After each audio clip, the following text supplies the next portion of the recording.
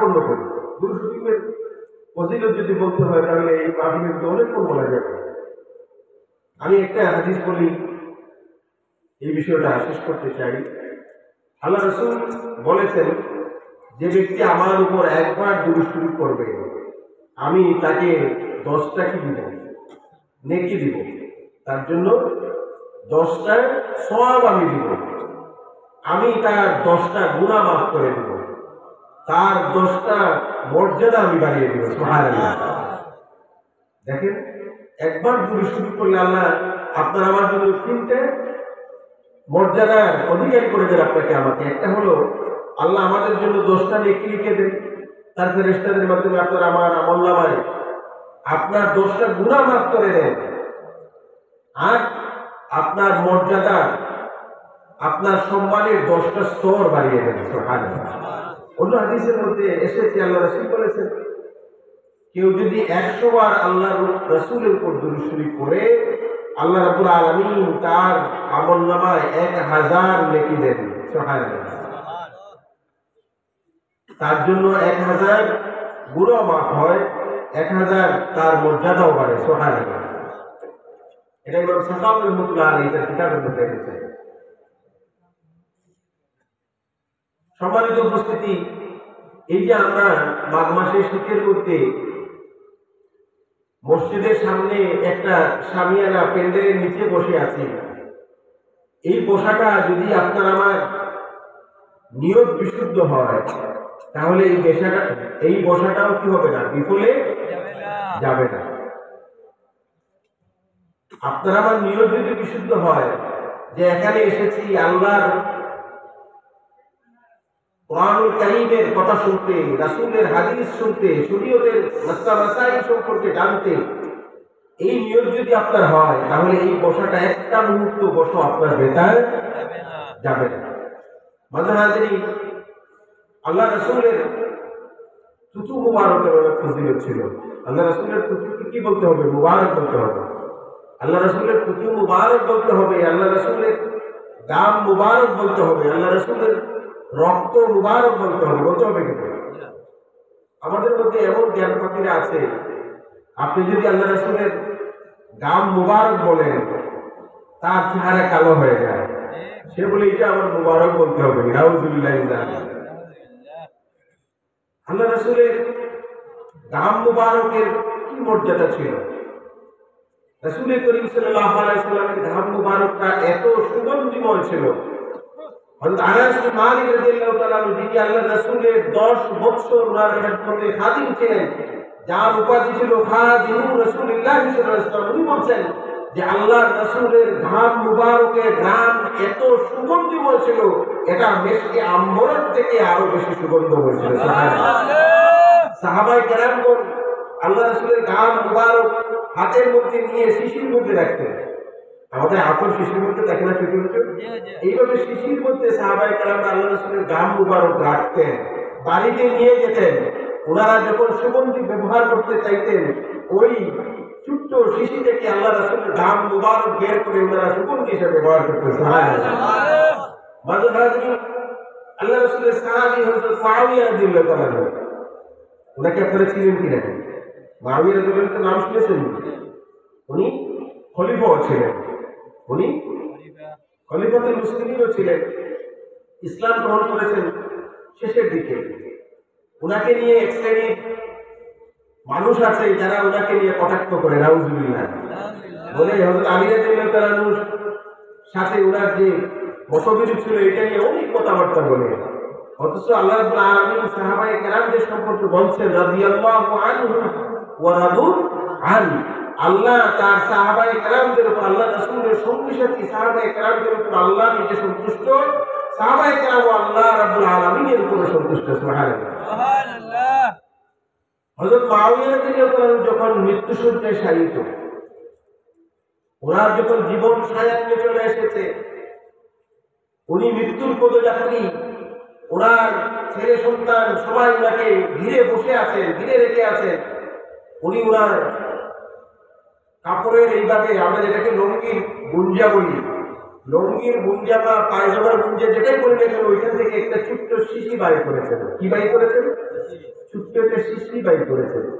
বাইর করে দিয়ে ওনার সন্তানাদি থেকে বলছেন, হে আমার সন্তানরা, আমি যখন মারা যাব, মারা যাওয়ার পরে এখানের মধ্যে কিছু ছোট্ট ছোট্ট নখ আছে, নখ, হাতের নখ, পায়ের নখ, ছোট্ট ছোট্ট, এইগুলাকে তোমরা পিষবে, এগুলোকে তোমরা মারাবে, পিষবে, পিষা এগুলো সুরমার মতো করবে তোমরা, পরে আমার চুলের মধ্যে লাগিয়ে দিবে, আমার কপালের মধ্যে লাগিয়ে দিবে, আমার মুখের মধ্যে লাগিয়ে দিবে। সুবহানাল্লাহ। ওনার সন্তানগণ বললেন, আব্বা যান, এমন কি জিনিস এই শিশির মধ্যে যে আপনাকে আমরা মৃত্যুর পরে সুরমা হিসাবে এটা ব্যবহার করবো, এমন কি জিনিস এইটা? খলিফাতুল মুসলিমিন হযরত মুআবিয়া রাদিয়াল্লাহু তাআলা আনহু বললেন, এই শিশির মধ্যে যে লোকগুলো আছে এগুলো হচ্ছে আখিরি নবী মুহাম্মদুর রাসূলুল্লাহ সাল্লাল্লাহু আলাইহি সাল্লামের লোক মুবারক। সুবহানাল্লাহ। উনি বলছেন, আল্লাহর রাসূল যখন নখ কাটতেন, সাহাবায়ে কেরামরা ওনাকে ঘিরে ফেলতেন। রাসূল করিম সাল্লাল্লাহু আলাইহি সাল্লামের নখ মুবারকগুলো কাটা যখন শেষ হতো, সাহাবায়ে কেরামগণ বড় বড় নখগুলো ওনাদের হাতের মধ্যে নিতেন, পাশে একটা গর্ত করতেন, গর্ত করার পরে এইগুলাকে সমাধান পথগুলোকে সমাধি করতেন, কবরস্থ করতেন। সাহাবায়ে কেরামগণ আল্লাহর রাসূলকে নিয়ে চলে যেতেন। যে নখগুলো হাতে তোলা যায় না, চোখে দেখা যায়, এমন ছোট্ট ছোট্ট বারিক বারিক নখগুলা আমি আমার জিহ্বা দিয়ে চেটে চেটে এইগুলাকে তুলতাম, আর তুলে তুলে এই শিশির মধ্যে আমি এইভাবে জমা করেছি। সুবহানাল্লাহ। উনি বলছেন, হাত দিয়ে তোলা যায় না, চোখে দেখা যায়, হাত দিয়ে তোলা যায় না, আমি আমার জিহ্বা দিয়ে চেটে চেটে এইগুলো আমি তুলতাম, আর একটা একটা করে এখানে জমিয়ে রেখেছি। আমার বিশ্বাস হলো, আল্লাহ রাসূলের এই লোক মুবারক যদি সুরমা হিসাবে আমার মৃত্যুর পরে আমার চোখের মধ্যে দেওয়া হয়, আমার মুখের মধ্যে দেওয়া হয়, আমার কপালে দেওয়া হয়, এটার বদৌলতে কবরের আযাব থেকে আমি মুক্তি পাবো। সুবহানাল্লাহ। সাহাবায়ে কেরামরাও কবরের আযাবকে কি করতেন? ভয় করতেন। অথচ ওনারা কি ছিলেন? মাহফুজ ছিলেন। ওনাদেরকে মাসুম বলা যাবে না, মাহফুজ ছিলেন। যেন বদরি সাহাবী যারা ছিলেন, বদর যুদ্ধে যে 313 জন সাহাবী অংশগ্রহণ করেছেন, আল্লাহ রাব্বুল আলামিন কোরআনের মধ্যে ঘোষণা করেছেন, এদের আগের গুনাহ মাফ, সামনের গুনাহ মাফ। পিছের গুনাহ মাফ, সামনের গুনাহ মাফ। সুবহানাল্লাহ। বদরি সাহাবীদের এত মর্যাদা ছিল। কিন্তু ওইটা আমি বলছিলাম, এই বদরি সাহাবীদের এত মর্যাদা হওয়ার পরেও দুইজন বদরি সাহাবী আল্লাহ রাসূলের, হযরত মারা ইবনে রবি রাদিয়াল্লাহু তাআলা আনহু, হযরত মারা ইবনে রবি, হেলাল ইবনে উমাইয়া রাদিয়াল্লাহু তাআলা আনহু, এই দুজন সাহাবী তাবুক যুদ্ধে অলসতাবশত যান নাই, কিন্তু আল্লাহ রাসূল তাদেরকে ছাড় দেন নাই। আল্লাহ রাসূল তাদেরকে ছাড় দেন নাই। তাদের সাথে কথাবার্তা বন্ধ ছিল, নামাজ কালাম বন্ধ ছিল, সালাম কালাম বন্ধ ছিল, এমনকি স্ত্রীকে পর্যন্ত আলাদা বিছানা করে দেয়া হয়েছিল। পরবর্তী আল্লাহ রাব্বুল আলামিন তাদের তওবা কবুল করেছেন। সুবহানাল্লাহ। হযরত হাজরিন, আল্লাহ রাসূলের প্রত্যেকটা জিনিসকে সাহাবায়ে কেরামরা বরকতময় মনে করতেন। আমি আমার আলোচনার মূল যে সূরাটা তেলাওয়াত করেছি সেটা আলোচনাটা পরে একটু করব, যেহেতু এটা প্রসঙ্গ উঠে গেল। আল্লাহ রাসূল প্রত্যেকটা জিনিস, প্রত্যেকটা বস্তু, প্রত্যেকটা স্পর্শকে সাহাবায়ে কেরামরা বরকতময় মনে করতেন। যেমন আল্লাহ রাসূলের জুব্বা মুবারক, আল্লাহ রাসূলের জুব্বা মুবারক, আপনারা ওয়াইস করুনের নাম শুনেছেন না? ওয়াইস করুনের ঘটনা আপনারা অনেক শুনেছেন। আমি যে ঘটনাটা বলবো এটা আপনারা অনেকবার শুনেছেন, কিন্তু আমি মৌলিক যে বিষয়টা বলতে চাই, হযরত ওয়াইস করুনি রাদিয়াল্লাহু আনহু, ওনাকে রাদিয়াল্লাহু আনহু বলা যায়, যেহেতু উনি আল্লাহ রাসূল বলেছেন উনি আমার সাহাবী। সাহাবীর শর্ত হলো তিনটা। সাহাবীর শর্ত হলো কি? তিনটা। একটা হলো আল্লাহ রাসূলের প্রতি ঈমান আনতে হবে, আল্লাহ রাসূলের সাথে সাক্ষাৎ লাভ করতে হবে, অর্থাৎ আল্লাহ রাসূলকে দেখতে হবে, এবং ঈমান অবস্থায় মৃত্যুবরণ করতে হবে। এই তিনটা শর্ত যার মধ্যে পাওয়া যাবে তিনি হচ্ছেন সাহাবী। আল্লাহ রাসূলের জিন্দেগিতে ঈমান আনতে হবে, আল্লাহ রাসূলকে সরাসরি দেখতে হবে, এবং ঈমানের উপর মৃত্যুবরণ করতে হবে। এই তিনটা শর্ত যাদের মধ্যে পাওয়া যাবে তিনি হচ্ছেন সাহাবী। কিন্তু ওয়াসিদুল্লাহ রাদিয়াল্লাহু তাআলা আনহুর মধ্যে দুইটা শর্ত ছিল। কয়টা শর্ত? দুইটা। উনি আল্লাহ রাসূলের প্রতি ঈমান এনেছেন, ঈমানের উপর মৃত্যুবরণ করেছেন, কিন্তু আল্লাহ রাসূলকে সরাসরি দেখেন নাই। তারপরে উনি সাহাবী হয়েছেন। কেন? এটার একটা কারণ আছে। সেই কারণটা বলবো, আল্লাহ রাসূলের জুব্বা মুবারকের কথাটা বলবো। ওয়াসকুরুন রাদিয়াল্লাহু তাআলা আনহু, উনি হরন দেশের অধিবাসী ছিলেন, মদিনা শরীফ থেকে একটু দূরে ছিল, কিন্তু উনি আল্লাহ রাসূলের এত আশিক ছিলেন, আল্লাহ রাসূলকে দেখার জন্য অনেকবার চেষ্টা করেছেন, কিন্তু ওনার মা ওনাকে আল্লাহ রাসূলের দরবারে রিসালাতে যাওয়ার অনুমতি দেন নাই। ওনার মা বৃদ্ধ মহিলা ছিলেন, ওনার মার খেদমত উনি করতেন। অনেকবার আল্লাহ রাসূল বলেছেন যে আম্মা যান, আল্লাহ রাসূলের দরবারে যেতে চাই, কিন্তু ওনার আম্মা বলেছেন যাওয়ার দরকার নেই, এখানে থাকো। ওনার মার কথা শুনে উনি আল্লাহ রাসূলের দরবারে রিসালাতে যান নাই। উহুদের যুদ্ধ যখন হলো, আল্লাহ রাসূলের দান্দার মোবারক শহীদ হয়েছে, চারদিকে কি হয়েছে, চারদিকে শুরুমুল পড়ে গেছে। ওয়াসকুরুন যখন জেনেছেন, কিন্তু আল্লাহ রাসূলের কোন দান্দার মোবারকটা শহীদ হয়েছে এটা উনি জানেন না। উনি মনে করেছেন সামনের এই দাগটা আল্লাহ রাসূলের শহীদ হয়েছে। প্রথমে সামনের উপরের যে সানায়ে উলিয়া একটা ফেলেছেন, বলছেন যে মনে এইটা না, এর পাশেরটা সানায়ে উলিয়ার পাশেরটা ফেলেছেন। এইভাবে ফেলতে ফেলতে ফেলতে ফেলতে 32টা দাগই উনি করেছেন, ফেলে দিয়েছে যে আল্লাহ রাসূলের দন্দান মোবারক, দাগ মোবারক শহীদ হয়েছে। আমি ওয়াসকুরুনি আমার দাগগুলা রাখবো না। আল্লাহ রাসূলের এই বিরহে উনি ওনার দাগগুলা সবগুলা দাগ কি করেছিলেন, ভেঙে ফেলেছিলেন, উপড়ে ফেলেছিলেন। এটা ছিল আল্লাহ রাসূলের মহব্বত, আল্লাহ রাসূলের ইশক, আল্লাহ রাসূলের ভালোবাসা। এই ওয়াসকুরুনি একদিন ওনার মার কাছে খুব বিরতি সহকারে বলেছেন যে আম্মা, আল্লাহ রাসূল মদিনা শরীফে আছেন, একবার দেখতে যাই। ওই দিন ওনার মা ওনাকে অনুমতি দিয়েছেন, বলছে ঠিক আছে যাও, আল্লাহ রাসূলের কাছে যাও, আল্লাহ রাসূলের সাথে দেখা করে আসো, কিন্তু বেশিক্ষণ ওইখানে থাকে না। শর্ট দিয়েছেন, আল্লাহ রাসূলের দরবারে যাও, বেশিক্ষণ ওইখানে অবস্থান করবে না, চলে আসবে। ওয়াসকুরুনি, ওনার তো খুশির আর সীমা নাই, ওনার খুশির আর সীমা নাই যে আল্লাহ রাসূলকে দেখার জন্য এত বেকুব, এত উদ্গ্রীব। ওনার মা ওনাকে অনুমতি দিয়েছেন, উনি আল্লাহ রাসূলের দরবারে গিয়েছেন। কিন্তু ঘটনা হলো, তিনি যখন মদিনা শরীফে গিয়েছেন, যাওয়ার পরে দেখেন আল্লাহ রাসূল একটা সফরে চলে গেছেন। সাহাবায়ে কেরামকে জিজ্ঞেস করছেন, ভাইগণ আল্লাহ রাসূল কখন আসবেন? সবাই বলতেছেন আল্লাহ রাসূল আসতে দেরি হবে, আপনি অপেক্ষা করেন। উনি ওনার পরিচয় দিয়েছেন। সাহাবায়ে কেরাম ওনার কথা জানতেন যে আল্লাহ রাসূলের কেমন পাগল উনি। বলছেন ওয়াসকুরুনি, তুমি তাকে, আল্লাহ রাসূল আসবেন, তুমি তাকে অবস্থান করো, আল্লাহ রাসূলের অপেক্ষা করো, কিন্তু দেরি হবে।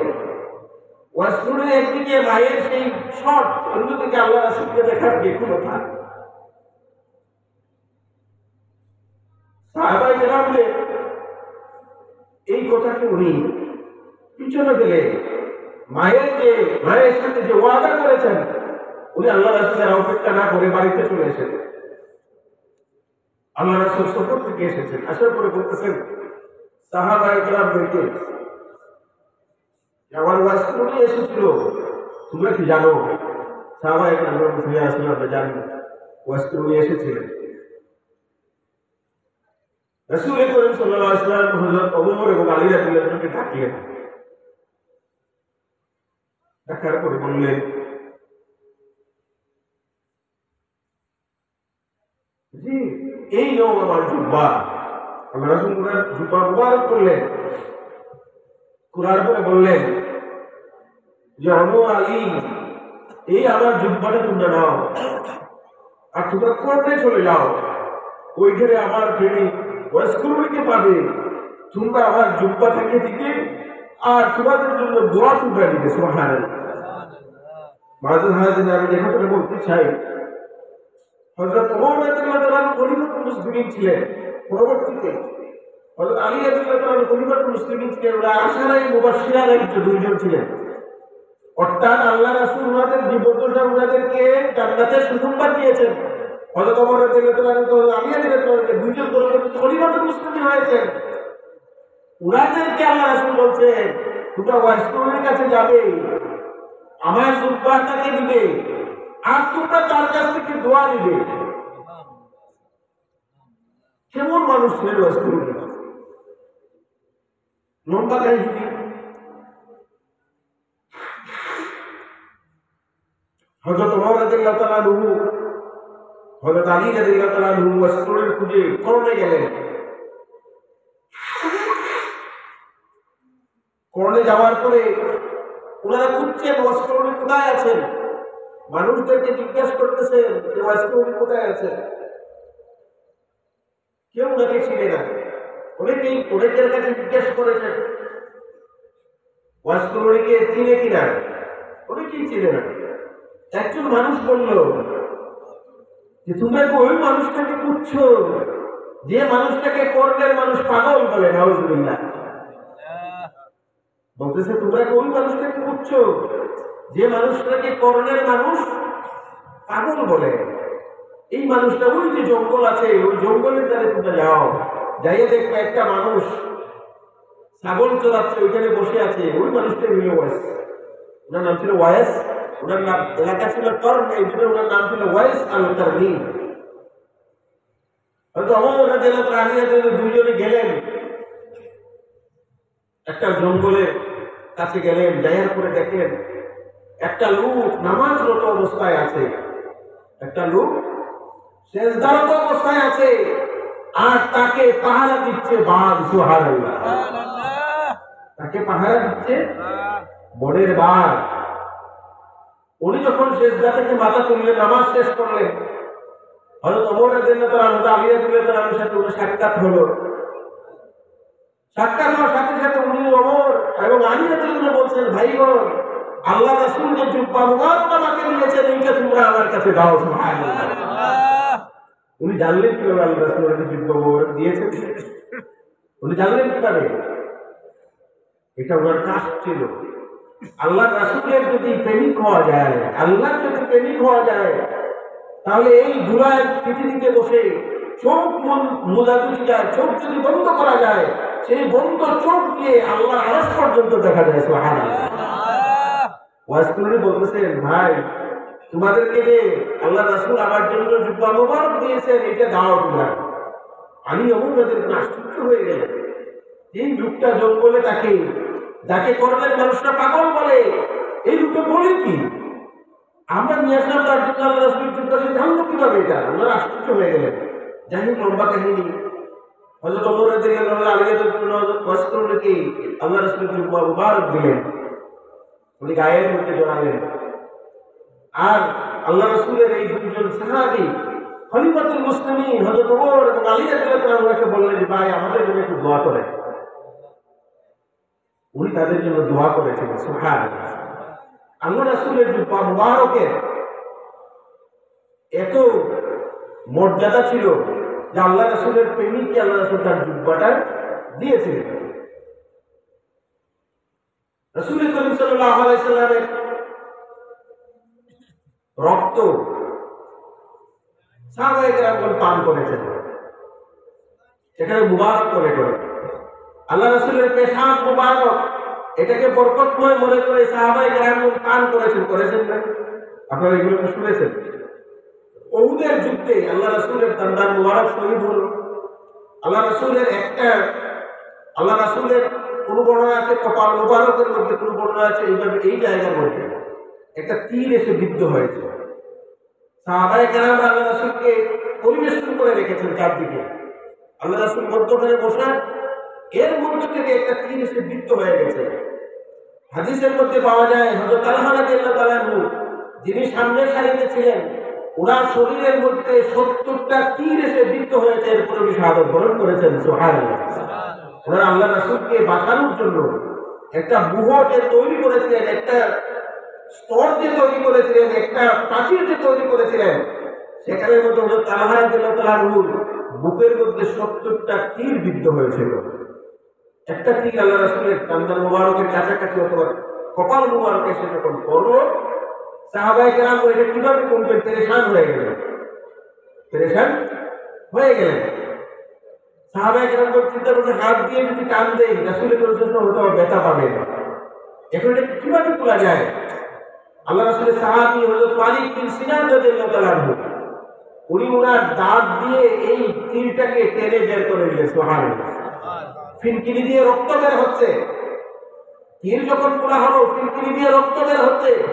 হযরত মালিক বিন সিনান রাদিয়াল্লাহু তাআলা এই রক্তগুলা আল্লাহ রাসূলের এই চেহারা মুবারক থেকে চেটে চেটে পান করে ফেললেন। সুবহানাল্লাহ। সাহাবায়ে কেরামদের মধ্যে কিছুটা কানাঘুষা শুরু হলো যে রক্ত তো প্রবাহিত, রক্ত পান করা হারাম। মালিক বিন সিনান আল্লাহ রাসূলের রক্ত পান করেছে, এটা হারাম কাজ করেছেন। একটু কানাঘুষা শুরু হয়ে গেছে আশেপাশে সাহাবায়ে কেরামদের মধ্যে। রাসূল করিম সাল্লাল্লাহু আলাইহি ওয়াসাল্লামের কানে যখন এই কানাঘুষাটা আসলো, রাসূল করিম সাল্লাল্লাহু আলাইহি ওয়াসাল্লাম বললেন, ও আমার সাহাবীরা, তোমরা জেনে রাখো, আমার রক্ত মালিক বিন সিনান পান করেছে। মালিক বিন সিনানের জন্য জাহান্নামের আগুন হারাম হয়ে গেছে। সুবহানাল্লাহ। মালিক বিন সিনান পরবর্তীতে বলছিলেন যে আমি যেদিন আল্লাহ রাসূলের সেই রক্ত মুবারক পান করলাম, এরপর থেকে আমার পেটের মধ্যে কোনো অসুখ হয় নাই, কোনো পীড়া হয় নাই। সুবহানাল্লাহ। রাসূল করিম সাল্লাল্লাহু আলাইহি ওয়াসাল্লামের প্রত্যেকটা বস্তুকে সাহাবায়ে কেরামরা এত মর্যাদা দিতেন। রাসূল করিম সাল্লাল্লাহু আলাইহি ওয়াসাল্লামের ইন্তেকালের পর ওমর রাদিয়াল্লাহু তাআলা সাহেবজাদা আব্দুল্লাহ ইবনে ওমর রাদিয়াল্লাহু তাআলা বলছেন যে আল্লাহ রাসূল যখন ইন্তেকাল করলেন, আমি প্রতিদিন মসজিদে নববীতে যেতাম। রাসূল করিম সাল্লাল্লাহু আলাইহি ওয়াসাল্লাম যে মিম্বরে বসে খুতবা দিতেন, তার উপরে বসতে পারে মিম্বরে। আপনারা সকলে জানেন মিম্বরের তিনটা তার, আল্লাহ রাসূল উপরে তাকে বসতেন। আল্লাহ রাসূল কোথায় বসতেন? উপরে তাকে বসতেন। আব্দুল্লাহ ইবনে ওমর রাদিয়াল্লাহু তাআলা বলছেন, আমি প্রতিদিন মসজিদে নববীতে যেতাম, মিম্বরের কাছে যেতাম। আল্লাহ রাসূল যে জায়গাটার মধ্যে বসতেন প্রথম সিঁড়িতে, ওইটার মধ্যে আমার হাত বুলাইতাম, এটা হাত বলে আমার চেহারার মধ্যে বসতাম। সুবহানাল্লাহ। সাহাবায়ে কেরামদের বিশ্বাস ছিল যে আল্লাহ রাসূল যেখানে বসেছেন ওই জায়গাটা বরকতময়, এই জায়গাটা বরকতময়। এই জন্য সাহাবায়ে কেরামরা কি করতেন? ওই জায়গাটাকে বসে নিজের শরীরের মধ্যে বাঁধতেন। এখন যদি আহলে হাদিসরা এগুলো শুনে বলবে এটা আমার একটা শিরিক লাগেছে, এগুলো শিরিক করতেছে, এগুলো হাদিসের মধ্যে আছে। আমি আমার নিজের থেকে বলছি, এটা হাদিস থেকে বলছি, উনি নিজেরা করছেন। হয়তো আবু মাহজুরা রাদিয়াল্লাহু তাআলা রাসূলের সাহাবী ছিলেন, উনার সামনের দিকে চুল লম্বা ছিল, সামনের দিকে চুল লম্বা ছিল। উনি যখন বসতেন তখন চুলগুলা মাটিতে পড়ে যেত। সাহাবায়ে কেরামরা ওনাকে নিয়ে একটু হাসি তামাশা করতেন। হাসি তামাশা করতে এক পর্যায়ে বলতেন, আবু মাহজুরা, এই চুলগুলো কাটো না কেন? তোমরা দেখতে তো খুব বন্ড বন্ড লাগে, এগুলো কি কোথায়, এমন কি বিষয় যে চুলগুলো তুমি এভাবে রাস্তায় কেটে মিলিত হয়? আবু মাহজুরা রাদিয়াল্লাহু তাআলা শুনতে শুনতে একদিন বলছিলেন, ভাইয়েরা তোমরা শোনো, আমি এই চুলটা কাটি না কেন? আমি যখন ছোট্ট বালক ছিলাম, আমার বাবা মা রাসূল করিম সাল্লাল্লাহু আলাইহি ওয়াসাল্লামের কাছে আমাকে নিয়ে গিয়েছেন। আল্লাহ রাসূল আমার এই সামনের দিকে হাত বুলিয়ে দিয়েছেন। আল্লাহ রাসূল ওনার হাত মোবারক আমার মাথার মধ্যে রেখেছেন, হাত বুলিয়ে দিয়েছেন।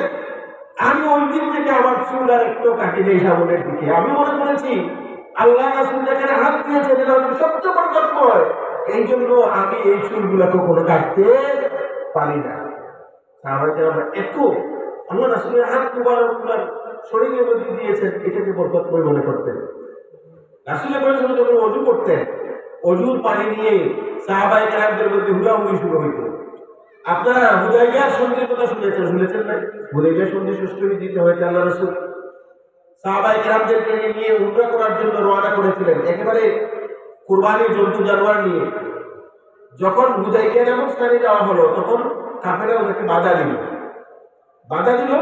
বলল, না, আপনাকে মক্কা শরীফে ঢুকতে দেওয়া হবে না, আপনি আমাদের সাথে যুদ্ধ লাগিয়ে দেবেন, আমাদের দেশ দখল করে ফেলবেন। তাদের এই আশঙ্কা ছিল যে রাসূল যেখানে যাবেন সেখানেই বিষয়টা আমার খেল কত, রাসূল যেখানে যান সেখানেই কেল্লা পথে আমরা যেটা বলি। এরা মনে করছে আল্লাহ রাসূল মক্কা শরীফে ঢুকলে এদেরকে বের করে দিবেন, আল্লাহ রাসূলকে দখল করে ফেলবেন। এদের বলছে যে আপনাকে আমরা কখনো কি করতে দিব না, মক্কায় প্রবেশ করতে দিব না। হুদায়বিয়ার অবস্থানে আল্লাহ রাসূলকে তারা আটকে দিল, রাসূল ওখানে তাবু ফেললেন। রাসূল করিম সাল্লাল্লাহু আলাইহি ওয়াসাল্লাম হযরত উসমান রাদিয়াল্লাহু পাঠিয়েছিলেন। প্রথমে হযরত ওমর রাদিয়াল্লাহু বলছেন, ও তুমি যাও, তাদেরকে আমার মনের কথাটা বলো যে আমি এখানে তাদের সাথে যুদ্ধ করতে আসিনি, আমি কেন কোনো যুদ্ধ অস্ত্র নিয়ে আসিনি, আমি এসেছি আল্লাহর তোয়াফ করার জন্য, উমরা করার জন্য, সঙ্গে আমি কুরবানি করতে নিয়ে এসেছি, তুমি তাদেরকে এটা গিয়ে বলো।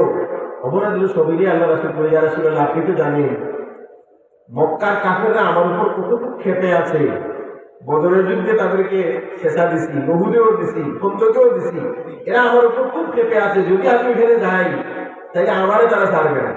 আর ওইখানে আমার কোনো আত্মীয় স্বজন নাই, সবাই মদিনা শরীফে হিজরত করে চলে গেছেন, আমার পরামর্শ হলো উসমান রাদিয়াল্লাহু আনহু পাঠান, ওনার আত্মীয়স্বজন মক্কা শরীফে আছেন, ওনাকে তারা কিছুটা সমীহ করবে, আর আমাকে গেলে সাইজ করে দিবে। আল্লাহ রাসূল আপনি যদি এটা ভালো মনে করেন, রাসূলের পরামর্শ গ্রহণ করেছেন, হয়তো উসমানকে পাঠিয়েছেন। উসমান রাদিয়াল্লাহু আনহু যখন ওইখানে যেয়ে তাদেরকে বললেন যে রাসূল করিম সাল্লাল্লাহু আলাইহি ওয়াসাল্লাম এখানে উমরার জন্য এসেছেন, যুদ্ধ করার জন্য আসেন নাই, তোমাদের মক্কা জয় করার জন্য আসেন নাই, তোমাদের সাথে মারামারি কাটাকাটি করার জন্য আসেন নাই, এসেছেন উমরা করার জন্য, তোমাদেরকে অনুমতি দাও। কাফেররা ওই সময় বলেছিল, ওমর, উসমান, তোমার মন যদি চায় তুমি কাবা শরীফের তওয়াফ করে চলে যাও, তোমার নবী মুহাম্মদকে কাবা ঘরে তওয়াফ করতে দেওয়া হবে না। নাউজুবিল্লাহ। হযরত ওমর রাদিয়াল্লাহু তাআলা আনহু কাফেরদের জবাবে বলেছিলেন, আমার নবী মুহাম্মদুর রাসূলুল্লাহ সাল্লাল্লাহু আলাইহি সাল্লাম যতক্ষণ না আল্লাহর ঘর তওয়াফ করবেন, আমি উসমান ততক্ষণ আল্লাহর ঘর তওয়াফ করতে পারি না। সুবহানাল্লাহ। আপনার মতো আমার মতো ইমানদার হইলে বলতেই সুযোগ পাইছি, আল্লাহর ঘর তওয়াফ করা সবচেয়ে সওয়াবের কাজ কিনা? আল্লাহর ঘর তওয়াফ করা সবচেয়ে সম্মানের কাজ, সবচেয়ে পুণ্যের কাজ, সওয়াবের কাজ। এমনকি আল্লাহর ঘরের দিকে যদি আপনি ভালো নজরে তাকিয়ে থাকেন, একবার তাকাবেন, একটা সওয়াব হবে, একটা গুনাহ মাফ হবে। সুবহানাল্লাহ। আপনার আমার মতো ইমানদার হইলে বলতে সুযোগ পাইছি, আগে আমি তওয়াফ করি, এর বাদে নবী করবেন না। উনি বলতেছেন যে আমার নবী যতক্ষণ আল্লাহর ঘর তওয়াফ করবেন না, আমি উসমান আল্লাহর ঘর তওয়াফ করতে পারি না। ওইদিকে একটা গুজব ঘটে গেল যে উসমানের হত্যা করা হয়েছে, শহীদ করা হয়েছে। আল্লাহ রাসূল বায়াতের জবাব করলেন, সাহাবায়ে কেরামদেরকে নিয়ে আল্লাহ রাসূল নিজে হাত মুবারক এইভাবে রেখে, সাহাবা আল্লাহ রাসূল এইভাবে হাত মুবারক বাড়িয়ে দিয়েছেন, সাহাবায়ে কেরামদেরকে বলতেন, তোমরা আমার হাতে হাত রেখো আর শপথ করো, যতক্ষণ উসমান হত্যার আমরা প্রতিশোধ না নিয়েছি ততক্ষণ পর্যন্ত মক্কা শরীফ থেকে ফিরত যাব না। সুবহানাল্লাহ। পরবর্তীতে কবর আসলে এটাকে বায়াতে রিদওয়ান বলা হয়। কোরআনে আয়াত নাযিল হয়েছে, ইউবাইয়ুনাকা বলে, ইউবাইয়ুনাকা তাহতা শাজারাতি বলে কোরআনে আয়াত নাযিল হয়েছে। পরবর্তীতে জানা হয়েছে যে এটা একটা গুজব, আল্লাহ রাসূল তার শপথ উঠিয়ে দিয়েছেন। যে কথা বলছিলেন, কাফেররা আল্লাহ রাসূলের সাথে সন্ধি করার জন্য একজন পর আরেকজন দূত পাঠাচ্ছে, বুঝছেন, সালিসি মানুষ পাঠাচ্ছে। সর্বশেষ একজন দূত পাঠানো তারা, যিনি ছিলেন একজন কূটনীতিবিদ। কূটনীতিবিদ বুঝেননি, আমাদের দেশে যাদেরকে বলা হয় অ্যাম্বাসেডর, ইংরেজিতে অ্যাম্বাসেডর বলে, কূটনীতিবিদকে পাঠালো, যিনি তাদের হয়ে বিভিন্ন দেশে অ্যাম্বাসেডর হিসেবে কাজ করতেন। তার নাম ছিল উরওয়া ইবনে মাসউদ। তার নাম ছিল উরওয়া ইবনে মাসউদ। তিনি পরবর্তীতে মুসলমান হয়েছেন। এই ঘটনার পরে হুদাইবিয়া সন্ধির পরে উনি মুসলমান হয়েছিলেন, এক পর্যন্ত উনি কাফের ছিলেন। ওনাকে যখন পাঠিয়েছে, উনি দূর থেকে আল্লাহ রাসূল যে তাঁবুর মধ্যে বসে আছেন, উনি দূর থেকে আল্লাহ রাসূলের গতিবিধি, সাহাবায়ে কেরামদের গতিবিধি লক্ষ্য করছেন। দেখেন যে আল্লাহ রাসূল ওযু করার জন্য সাহাবায়ে কেরামরা পানি নিয়ে এসেছেন। উনি একটু কাছে গেছেন, কাছে যাওয়ার পরে দেখলেন যে রাসূল করিম সাল্লাল্লাহু আলাইহি ওয়াসাল্লাম ওযু করতেছেন। সাহাবায়ে কেরামরা সেই ওযুর পানিটাকে মাটিতে পড়তে দিচ্ছেন না, এটাকে তাদের হাতের মধ্যে নিচ্ছেন, শরীরের মধ্যে মারতেছেন, মুখের মধ্যে মুছতেছেন, এইভাবে এরা ঘোরাঘুরি করতেছেন।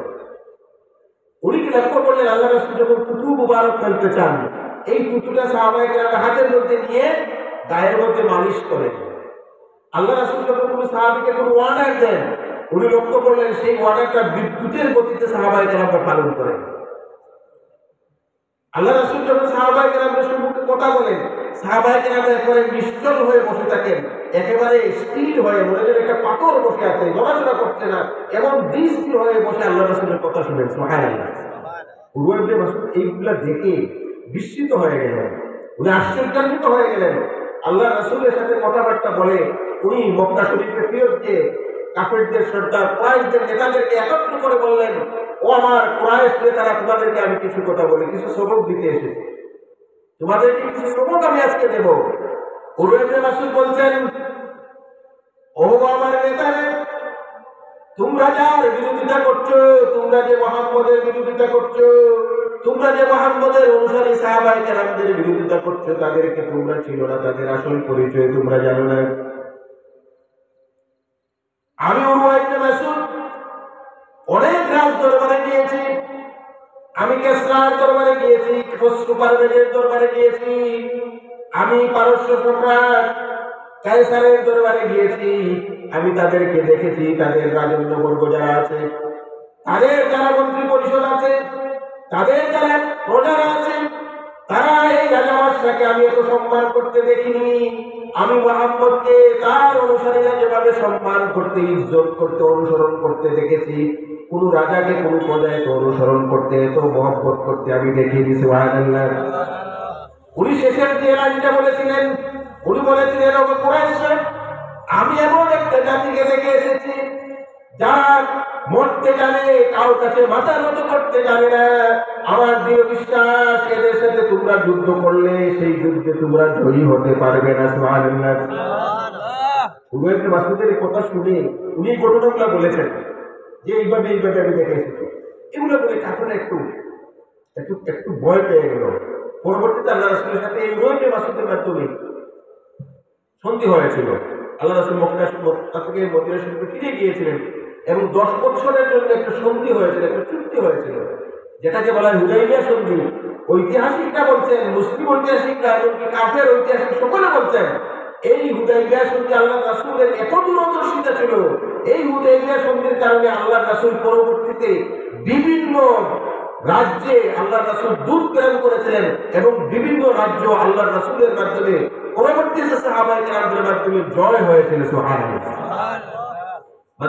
আমি এটা বলছিলাম, আল্লাহ রাসূলের টুকু মুবারকের এত ফজিলত, আল্লাহ রাসূলের টুকু মুবারকের কি ফজিলত, অনেক বর্ণনা আছে হাদিসের মধ্যে। আমরা দেখি, একটা কথা বলি, উহুদের যুদ্ধে, বদরের যুদ্ধে যে দুইজন যুবক মুআজ এবং মুআওয়াজ, তাদের বাবার নাম ছিল আফরা, মুআজ ইবনে আফরা, মুআওয়াজ ইবনে আফরা, এই দুইজন ছোট্ট বালক কুরাইশদের এমনকি আরবের সবচেয়ে বড় যে বীর আবু জেহেল, যাকে আবুল হাকাম বলা হতো, সেই আবু জেহেলকে তারা হত্যা করেছিল। ছোট্ট দুইজন বালক, এই ছোট্ট দুইজন বালক আরবের শ্রেষ্ঠ বীর, যার নাম শুনলে, আবু জেহেলের নাম শুনলে বীররা তত্তর করে কাঁপত। এই আবু জেহেলকে তারা কি করেছিল? হত্যা করেছিলেন। আবু জেহেলকে যখন তারা দুই ভাই হত্যা করলেন, লম্বা কাহিনী। আবু জেহেলের ছেলে ইকরামা, সেও খুব বীর মানুষ ছিল। সে তার বাবাকে এইভাবে দুটো ছোট্ট বালক ধরাশায়ী করে ফেলেছে, এসে দেখে এসে দৌড়ে আসলো। আসার পরে মাঝের বাম হাতের মধ্যে সে আঘাত করেছিল, মাঝের বাম হাতটা প্রায় লটকে নিয়েছিল, কেটে লটকে নিয়েছিল, এইভাবে নড়াচড়া করতেছে লটকে, মাঝের হাত একটা কেটে, বাম হাতটা কেটে গিয়েছিল। ওনারা দুই ভাই ইকরামাকেও মোকাবেলা করলেন। এক পর্যায়ে মাছ বলতেছেন, আমি দেখি আমার এই বাম হাতটা কেটে তো লটকে আছে, এটা আমাকে যুদ্ধ করতে অসুবিধা করতেছে, এটা আমাদের যুদ্ধ করতে অসুবিধা করে, এটা নড়াচড়া করে। উনি বলতেছে, আমি আমার পায়ের নিচে রাইখে এই হাতটাকে আমি কেটে ফেললাম, আমি নিজে ছিঁড়ে ফেললাম, পায়ের নিচে রাইখে এটা নিজে আমি ছিঁড়ে ফেললাম, যাতে করে আমার যুদ্ধ করতে অসুবিধা হয় না। যুদ্ধ শেষ, মুসলমানদের বিজয় হয়েছে, আপনারা সকলে জানেন। এটা ইসলামের প্রথম যুদ্ধ ছিল, খুব কঠিন যুদ্ধ। 313 জন সাহাবী ছিলেন, 1000 সশস্ত্র কাফেরদের মোকাবেলা তারা কি হয়েছিলেন? বিজয় হয়েছিল। আল্লাহ রাসূল দোয়া করেছেন, হাদিসের মধ্যে এসেছে, আল্লাহ রাসূল বলছিলেন, যখন আল্লাহ রাসূল দোয়া করছিলেন যে আল্লাহ, যদি এই যুদ্ধে তোমার এই অল্প সংখ্যক মুসলমানরা বিজয়ী না হয়, এরা যদি পরাজিত হয়, তাহলে এই দুনিয়ায় তোমার নাম নেওয়ার কোনো মানুষ হয়তো বা থাকবে না। আল্লাহ রাসূল দোয়া করছিলেন এবং আল্লাহ রাসূলের চোখ দিয়ে পানি পড়ছিল। হয়তো আবু বকর রাদিয়াল্লাহু তাআলা ছুটে গেলেন আল্লাহ রাসূলের কাছে, দেখলেন আল্লাহ রাসূলের চাদর মুবারক ওনার গা থেকে পড়ে গেছে। আল্লাহ রাসূল এতটুকু পেরেশান ছিলেন, দোয়া করছেন, চোখ দিয়ে পানি পড়ছে, ওনার চাদর মুবারক ওনার গা থেকে পড়ে গেছে। আবু বকর রাদিয়াল্লাহু তাআলা চাদর মুবারক উঠিয়ে আল্লাহ রাসূলকে পরিয়ে দিলেন। বললেন, হাসবুকা ইয়া রাসূলুল্লাহ, বললেন আল্লাহ রাসূল যথেষ্ট হয়েছে, আমরা দেখতে পাচ্ছি আমাদের বিজয় সুনিশ্চিত, আপনি উঠুন, আমাদের সাথে যুদ্ধে চলুন। আল্লাহ রাসূল এতটুকু পেরেশান ছিলেন এই বদর যুদ্ধ। সুবহানাল্লাহ।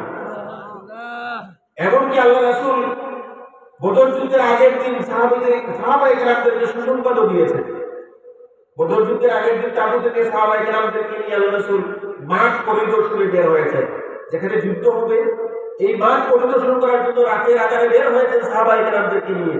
আগেকার যুগে মল্লযুদ্ধ হতো, সরাসরি একজন আরেকজনের সাথে কি ওয়ান টু ওয়ান তরবারি দিয়ে যুদ্ধ করে, এটাকে মল্লযুদ্ধ বলা হতো। এই মল্লযুদ্ধ হওয়ার আগে সাহাবায়ে কেরামদেরকে নিয়ে হযরত ওমর রাদিয়াল্লাহু তাআলার মতো সাহাবী ছিলেন এখানে, সাহাবায়ে কেরামদেরকে নিয়ে আল্লাহ রাসূল মাঠ পরিদর্শন করতে গেছেন রাতের আধারে। রাসূল করিম সাল্লাল্লাহু আলাইহি ওয়াসাল্লাম সাহাবায়ে কেরামদেরকে ইরশাদ করে বলছেন যে হাযা মাক্তালু ফুলান, হাযা মাক্তালু আবি জাহল, হাযা মাক্তালু ফুলান, হাযা মাক্তালু, এইভাবে বলে বলে সাহাবায়ে যারা কাফের ছিল, উতবা, হাযা মাক্তালু শায়বা, হাযা মাক্তালু ওয়ালিদ, এইভাবে বলে বলে আল্লাহ রাসূল বলেছেন। সাহাবায়ে কেরাম আশ্চর্য হয়ে গেছেন। আল্লাহ রাসূল বলছেন যে এই জায়গাটা হলো আবু জাহলের মৃত্যুস্থান, এই জায়গা হলো উতবার মৃত্যুস্থান, এটা হলো শায়বার মৃত্যুস্থান, এটা ওই কাফিরের মৃত্যুস্থান। আল্লাহ রাসূল আগে বলে দিয়েছেন। সাহাবায়ে কেরাম আশ্চর্য হয়ে গেলেন, আল্লাহ রাসূল আগে রাখতে বলছেন। সাহাবায়ে কেরামদের মধ্যে কৌতূহল জানলো যে কালকে যুদ্ধ হবে, আজকে আল্লাহ রাসূল রাখতে বলে দিচ্ছেন এই জায়গাটায় আবু জাহেল মারা যাবে, এই জায়গায় উতবা মারা যাবে, এই জায়গায় শায়বা মারা যাবে। সাহাবায়ে কেরামদের মধ্যে বিশ্বাস ছিল আল্লাহ রাসূল যা বলেন তা একেবারে দিবালোকের মতো সত্য, ওইখানে মিথ্যার কোনো লেশও নাই। সাহাবায়ে কেরাম বলছেন, ওমর রাদিয়াল্লাহু তাআলা মুসলিম শরীফে রওয়ায়াত, হাদিস আছে, মুসলিম শরীফের মধ্যে ওমর রাদিয়াল্লাহু রওয়ায়াত করছেন, যখন যুদ্ধ জয় হলো, অর্থাৎ বদর যুদ্ধে যখন আমরা জয়ী হলাম, আমার মধ্যে একটা কৌতূহল জাগলো যে আল্লাহ রাসূল বলেছেন কালকে রাত্রে এই জায়গার মধ্যে আবু জাহেল মরবে, এই জায়গার মধ্যে উতবা মরবে, এই জায়গায় শায়বা মরবে, এই জায়গায় ওলীদ মরবে, একটু দেখে আসি সত্যি কি আল্লাহ রাসূল যে জায়গার মধ্যে দেখেছেন এই জায়গার মধ্যে এটা মরছে কিনা, আমার কৌতূহল জাগলো। আমি গেলাম আমার কয়েকজন সঙ্গী সাথীকে নিয়ে, যাওয়ার পরে দেখলাম আল্লাহ রাসূল সাল্লাল্লাহু আলাইহি ওয়াসাল্লাম যে জায়গাকে দেখিয়ে বলেছেন হাযা মাক্তালু আবু জাহেল, হাযা মাক্তালু ওয়ালিদ, হাযা মাক্তালু শায়বা, এই জায়গা থেকে আমি চাইয়া দেখলাম আবু জাহেল ওই জায়গার মধ্যে মরে পড়ে আছে, শায়বা ওই জায়গার মধ্যে মরে পড়ে আছে, উতবা ওই জায়গার মধ্যে মরে পড়ে আছে, এক আঙ্গুল পরিমাণ এদিক সেদিক হয় নাই। সুবহানাল্লাহ। বদর যুদ্ধে আল্লাহ রাসূলের সাথে আল্লাহ রাসূল কি করেছিলেন, বদর যুদ্ধে কাফির মরেছিল 70 জন, আর 70 জনকে বন্দী করে মদিনা শরীফে নিয়ে এসেছিলেন, আর সাহাবীগণরা শাহাদাত বরণ করেছিলেন, কোনো বর্ণনায় 7 জন, কোনো বর্ণনায় 12 জন। এটা ছিল ইসলামের প্রথম যুদ্ধ। আগে রাত্রে আল্লাহ রাসূল এত কিছু বলে দিয়েছেন, কিন্তু যুদ্ধের ময়দানে আল্লাহ রাসূল অত্যন্ত পেরেশান ছিলেন। আল্লাহর কাছে সেজদায় বসে বসে, সেজদায় মাথা নোয়াইয়ে আল্লাহর কাছে উনি রুনা জারি করেছিলেন, কান্নাকাটি করেছিলেন। এই জন্য আল্লাহ রাব্বুল আলামিন সাহাবায়ে কেরামদেরকে, মুসলিম বাহিনীকে, কোন বর্ণনায় আছে 1000, কোন বর্ণনায় আছে 3000 ফেরেশতা দিয়ে সাহায্য করেছিলেন। সুবহানাল্লাহ। কোন বর্ণনায় আছে 5000 ফেরেশতা দিয়ে সাহাবায়ে কেরামদেরকে সাহায্য করেছিলেন। যে কথা বলছিলেন, রাসূল করিম সাল্লাল্লাহু আলাইহি ওয়াসাল্লামের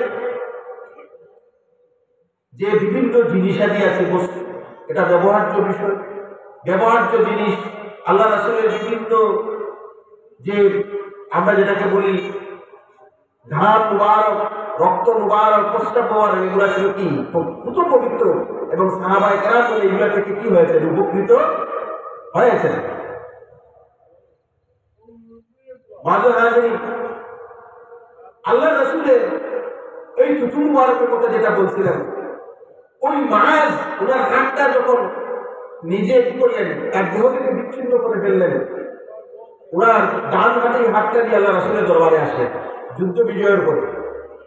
বদর যুদ্ধে বিজয়ের পরে উনি ওনার হাতটা নিজের হাতে নিয়ে আল্লাহ রাসূলের দরবারে আসলেন। আসার পরে বললেন, ইয়া রাসূলুল্লাহ, ইয়া হাবিবাল্লাহ, আমার হাত যুদ্ধে কি হয়েছে, বিপর্যিত হয়ে গেছে, আপনি কোনো একটা ব্যবস্থা নিন। রাসূল করিম সাল্লাল্লাহু আলাইহি ওয়াসাল্লাম ওই হাতটাকে নিজের হাতে নিলেন, মুআযের হাতটা নিজের হাতে নিলেন। রাসূল করিম সাল্লাল্লাহু তার মুখ মুবারক থেকে লালা মুবারক নিয়ে হযরত মুআয রাদিয়াল্লাহু তাআলা হাতটার মধ্যে লাগিয়ে ওটাকে যথাস্থানে এইভাবে লাগিয়ে দিলেন। সাথে সাথে এই হাতটা আগের মতো জোড়া লেগে গেল। সুবহানাল্লাহ। হযরত মুআয রাদিয়াল্লাহু বলছেন, আমি উহুদের যুদ্ধে অংশগ্রহণ করেছি, এমনকি যুদ্ধে অংশগ্রহণ করতে করতে অর্থাৎ উসমান রাদিয়াল্লাহু তাআলা খেলাফত পর্যন্ত আমি এই হাত নিয়ে যুদ্ধ করেছি, আমার হাতের মধ্যে আমি কোনো কম শক্তি পাই নাই, বরং বেশি শক্তি আমি পেয়েছি। সুবহানাল্লাহ। রাসূল সাল্লাল্লাহু আলাইহি মুবারকের এত মর্যাদা ছিল। আরেকটা ঘটনা বলে শেষ করব। হযরত আলী রাদিয়াল্লাহু তাআলার নাম কি ছিল? আসাদুল্লাহ, আসাদুল্লাহিল গালিব। ওনার নাম ছিল আল্লাহর সিংহ। ওনার অনেকগুলো উপাধি ছিল, এবার একটা ছিল আসাদুল্লাহ, আল্লাহর সিংহ। উনি যেদিকে যাইতেন, যুদ্ধের মধ্যে যেদিকে চলতেন, সামনে কোনো কাফিরে দাঁড়াবার কোনো ক্ষমতা ছিল না। যাকে সামনে পাইতেন একেবারে এক নিমিষেই শেষ। ওনার হাতে এত শক্তি ছিল, এই জন্য ওনার উপাধি ছিল আসাদুল্লাহ। এটা কে দিয়েছিলেন? আল্লাহ রাসূল দিয়েছিলেন।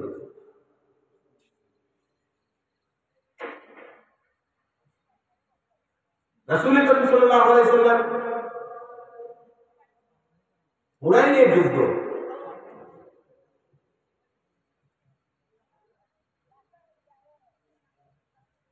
হুনাইনের যুদ্ধে রাসূল করিম সাল্লাল্লাহু আলাইহি ওয়াসাল্লাম সাহাবায়ে কেরামদেরকে নিয়ে গিয়েছেন। ওইখানে কাবুস একটা দুর্গ ছিল, কাবুস একটা দুর্গ ছিল। সেই দুর্গ এত কঠিন ছিল যে এখানে ঢুকা যাচ্ছে না। সবগুলো বিজয় হয়ে গেছে, কিন্তু কাবুস দুর্গটা বিজয় করা খায়বর, সেটি হুনাইন বলছিল খায়বর যুদ্ধ। খায়বর যুদ্ধে সাহাবায়ে কেরামদেরকে নিয়ে গেছেন এবং আল্লাহ রাসূল সকালের সময় ওখানে গিয়ে পৌঁছেছেন। খায়বরের মানুষদের প্রধান জীবিকা ছিল কৃষি, তারা কৃষি নির্ভর ছিল। রাসূল সাহাবায়ে কেরামদেরকে নিয়ে যখন সকালবেলায় ফজরের পরে ওই ভূমিতে গেছেন, কৃষকরা যখন কুদাল নিয়ে কন্তা নিয়ে তারা কৃষিকাজের জন্য বের হয়েছে, রাসূল করিম সাল্লাল্লাহু আলাইহি ওয়াসাল্লামকে দেখে তারা ভীত সন্ত্রস্ত হয়ে গেল। তারা জানে মুহাম্মদ যে জমিনের মধ্যে পদার্পণ করেন, পা মুবারক রাখেন, ওই জমিন ইসলামের হয়ে যায়। সুবহানাল্লাহ। এই খায়বরের মধ্যে একটা দুর্গ ছিল কাবুস দুর্গ। সবকিছু বিজয় হয়ে গেছে, কিন্তু কাবুস দুর্গ বিজয় হচ্ছে না। রাসূল করিম সাল্লাল্লাহু আলাইহি ওয়াসাল্লাম আবু বকর রাদিয়াল্লাহু আনহুকে সেনাপতি করে পাঠালেন, উনি বিফল হয়ে আসলেন। হযরত ওমর রাদিয়াল্লাহু আনহু সেনাপতি করে পাঠালেন, উনিও বিফল হয়ে আসলেন। রাসূল করিম সাল্লাল্লাহু আলাইহি ওয়াসাল্লাম তাবুর মধ্যে সাহাবায়ে কেরামদেরকে পরামর্শ নিয়ে বসেছে, পরামর্শ করার জন্য বসেছে। বলতেছেন যে কালকে সকালে আমি এমন একজন মানুষের হাতে ইসলামের ঝান্ডা দেব, যাকে আল্লাহ ভালোবাসেন, আল্লাহর রাসূল ভালোবাসেন, আর তার হাতেই এই কাবুস দুর্গের বিজয় হবে। সুবহানাল্লাহ। কয়টা কথা বলছেন? তিনটা কথা বলছেন। কালকে রাতে আমি এমন একজন মানুষের কাছে ইসলামের ঝান্ডা দিব, যাকে আল্লাহ ভালোবাসেন, আল্লাহর রাসূল ভালোবাসেন, আর তার হাতেই কাবুস দুর্গের জয় হবে। তিনটা কথা। সাহাবায়ে কেরামদের মধ্যে বিস্মিতানি শুরু হয়ে গেল যে আল্লাহ রাসূল বলছেন কালকে এমন একজন মানুষের কাছে ইসলামের ঝান্ডা দিবেন, আর এই কথা বলছেন। হয়তো ওমর রাদিয়াল্লাহু আনহু নিজে পরবর্তীতে বলছেন, আমার কোনোদিন নেতা হওয়ার ইচ্ছা ছিল না, কোনোদিন সেনাপতি হব, যুদ্ধে আল্লাহ রাসূল আমাকে একটা দায়িত্ব দিলে নেতা হব, এইটা কোনোদিন খায়েশ অন্তরের মধ্যে ছিল না। কিন্তু আল্লাহ রাসূল যেদিন ওই ঘটনাটা বলেছেন, যে রাত্রে, যে কালকে এমন একজন মানুষের হাতে ইসলামের ঝান্ডা দেব, যাকে আল্লাহ ভালোবাসেন, আল্লাহর রাসূল ভালোবাসেন, তার হাতে এই কাবুস দুর্গের জয় হবে। আল্লাহ রাসূল ভালোবাসেন, এই কথাটা শোনার পরে আল্লাহ রাসূলের ভালোবাসার মানুষ হওয়ার জন্য, আল্লাহ রাসূলের প্রিয়পাত্র হওয়ার জন্য সারা রাত ঘুমাই নাই। মনের মধ্যে একটা তামান্না ছিল, কালকে যদি আল্লাহ রাসূল আমার হাতে ইসলামের ঝান্ডা দেন, তাহলে আমি আল্লাহর প্রিয়পাত্র হব, আল্লাহ রাসূলের প্রিয়পাত্র হব। সুবহানাল্লাহ। বলতেছে নেতা হওয়ার জন্য ওই দিনই মনের মধ্যে খায়েশ জন্মেছিল, কিন্তু সকালে যখন গেলাম প্রত্যেক সাহাবী ভাবে, প্রত্যেকের মনের বাসনা যে আমাকে আল্লাহ রাসূল আজকে ঝান্ডাটা দিবেন, আমি আল্লাহ রাসূলের প্রিয়পাত্র হব, আল্লাহর প্রিয়পাত্র হব। এখন আমাদের মধ্যে মনের মধ্যে এগুলো আসেনি যে আল্লাহর প্রিয়পাত্র হব, আল্লাহ রাসূলের প্রিয়পাত্র হব, এটা কোনো আকাঙ্ক্ষা আসেনি। আমরা কিভাবে খালেদা জিয়ার প্রিয়পাত্র হব, হাসিনার প্রিয়পাত্র হব, আবার অমুক নেতার প্রিয়পাত্র হব, অমুক নেতার প্রিয়পাত্র হব, এগুলো আমাদের মনের মধ্যে। এর বাইরে আমাদের কিছু আসেনি। হ্যাঁ, যে দল করি, সেটা ইসলামী দল হোক, ভাই আমি শুধু সাধারণ দলের কথা বলছি না, ইসলামী দল হোক আর সাধারণ দল হোক, সবার মনে নেতার কিভাবে প্রিয়পাত্র হওয়া যায়। যদি একবার নিয়ে তার প্রিয়পাত্র হতে পারি, তাহলে খেলনা হতে প্রত্যেক সাহাবায়ে কেরামদের সাহাবায়ে কেরামদের মনের মধ্যে একটা বাসনা ছিল যে আমার হাতে যদি আল্লাহ রাসূল এই জান্নাতটা দেন তাহলে আমি আল্লাহর প্রিয় পাত্র, আল্লাহ রাসূলের প্রিয় পাত্র হওয়ার সৌভাগ্য অর্জন করব।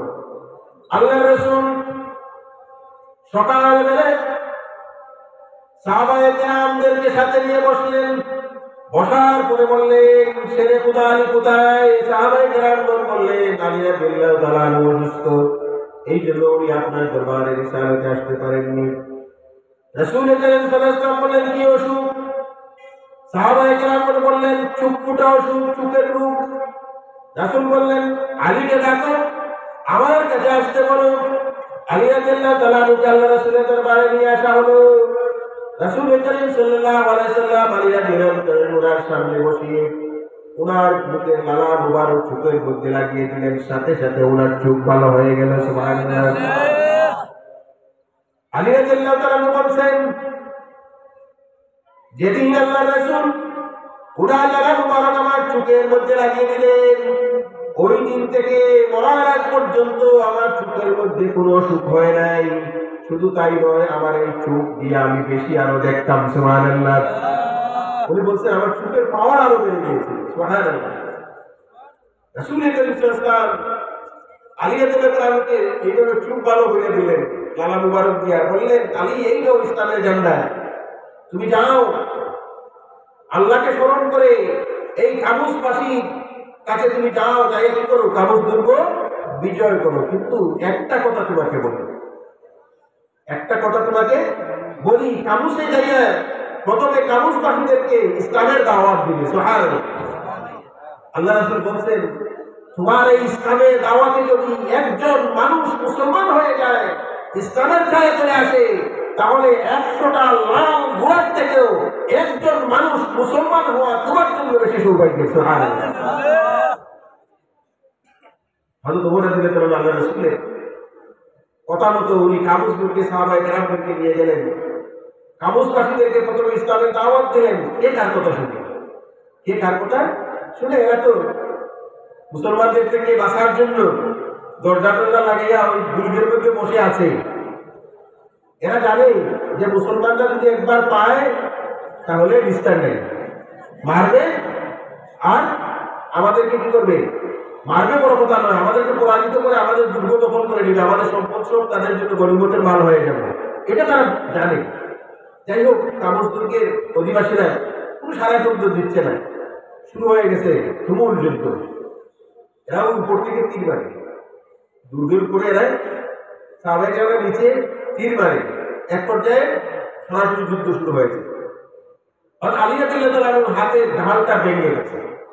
আগে ডাল দিয়ে মারামারি করে, ডাল তলোয়ার, ডাল দিয়ে তলোয়ারের আঘাত কি করা হয়? ফিরানো হয়, প্রতিহত করা হয়, আর তরবারি দিয়ে আঘাত করা হয়। হযরত আলী রাদিয়াল্লাহু তাআলার ঢাল, হাতের ঢাল ভেঙে গেছে। এখন উনি যুদ্ধ করবেন কিভাবে? উনি তো সেনাপতি, ওনার ঢাল ভেঙে গেছে, যুদ্ধ করবেন কিভাবে? সেনাপতি যদি ঢাল না থাকে তাহলে তো সবকিছু শেষ। উনি কি করছেন? ওই কাবুস দুর্গের প্রধান যে ফটক, প্রধান যে দরজা, ওই দরজায় এইভাবে বাম হাত দিয়ে টান দিয়ে দরজাকে উপরে নিয়ে এসেছেন। সুবহানাল্লাহ। ইতিহাসে পাওয়া যায় উনি যতক্ষণ যুদ্ধ ছিল এই বাম হাতে কাবুস দুর্গের প্রধান ফটকটা নিয়ে, দরজা নিয়ে উনি ডাল হিসাবে ব্যবহার করে যুদ্ধ করেছেন। পরবর্তীতে কাবুস বিজয় হয়েছে। সুবহানাল্লাহ।